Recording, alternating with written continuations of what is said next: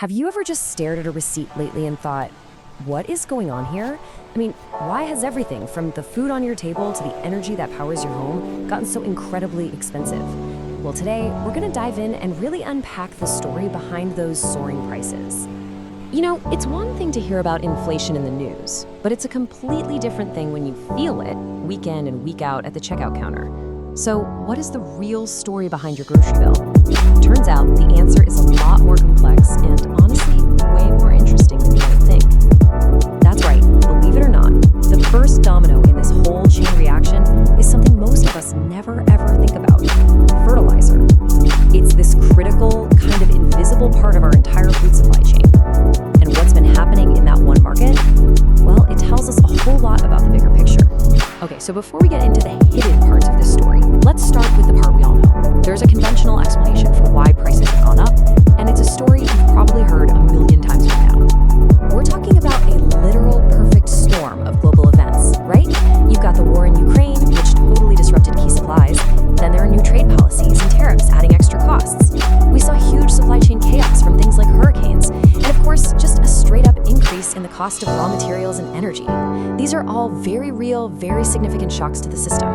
And you can see the direct hit from those shocks right here, in fertilizer prices. I mean, just look at these projected jumps for 2025. Potash is up 15%, phosphate up 13%, urea up 11%. These are massive increases that farmers have to swallow. And you know where that cost eventually ends up? Passed right down the line to us. But here's the question that really drives this whole explainer. Is that it? Is that the whole story? Are these supply shocks and production costs the only things at play here? Or is there something else going on underneath the surface? And this is where the story takes a fascinating turn. According to some pretty deep research cited by the Foundation for European Progressive Studies, the IMF found something wild. They discovered that in the Eurozone, almost half of the increase in inflation wasn't from higher costs or wages, it was from increased corporate profits. Now that opens up a completely different way of looking at this. And this brings us to this key idea, the profit-price spiral. Okay, so here's the theory. In a moment of crisis, like a pandemic or a war, everyone expects prices to go up.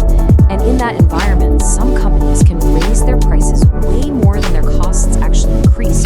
This isn't just about covering their bases, it's about expanding their profit margins, which can then become its own engine for inflation. So if that's the theory, you have to ask, does the data actually back it up? Well, let's play detective. Let's follow the profit trail and see where all that money actually went during this period of high inflation.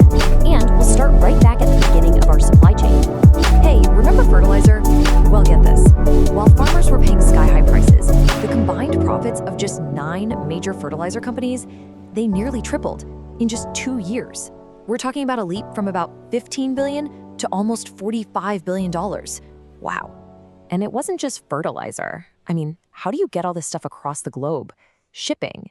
The shipping industry is super concentrated, and during that supply chain crisis, their median profit margins just exploded from a pretty normal 8.3% in 2020 to an unbelievable 48% in 2022.